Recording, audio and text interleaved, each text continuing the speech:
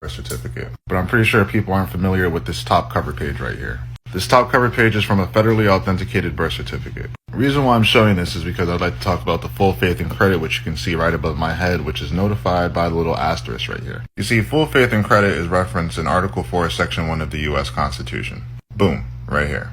It's also referenced in Barron's Dictionary of Banking Terms 7th edition as a commitment by a state, local, or national government to pledge its taxing authority in payment of principal and interest on outstanding debt securities. It is also referenced in Barron's Dictionary of Accounting Terms as the backing of a debt of a governmental entity with all the resources of the entity, including its taxing and borrowing power, and bonds backed by the full faith and credit of the issuer are called general obligation bonds, which is defined as a security whose payment is unconditionally promised by a governmental unit. And general obligation bonds are backed by the full faith and credit and taxing power of the issuing government, whether it is U.S. or municipality. So I know it sounds like I said a whole lot of absolute fucking nothing but right off definitions, but there's something to explain and there's something to look into with this. So a couple things to comprehend. Number one, the Constitution of the United States is a banking/trust document. It is not just a contract, but rather a trust contract, where we, the people, are the beneficiaries to that contract, which is why you will find banking verbiage and accounting terms and financing terms within that contract. You see,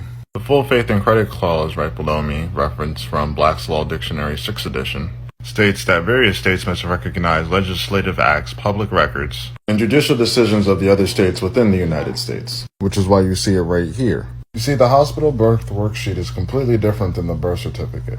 Reason being is because this is how your strawman was created, as a corporate version of yourself. Or better terminology to use would be a transmitting utility, something to interface in the commercial world. And the birth certificate is acknowledgement of corporate bankrupt existence, pretty much civilly dead, or rather dead, because to be in debt is to be dead, in legal terms. Which is why people need to start comprehending that these birth certificates are pledges to you because you are the principal. Because you are the person who was named on the hospital worksheet, which then became the birth certificate. Which means you are the person who they owe.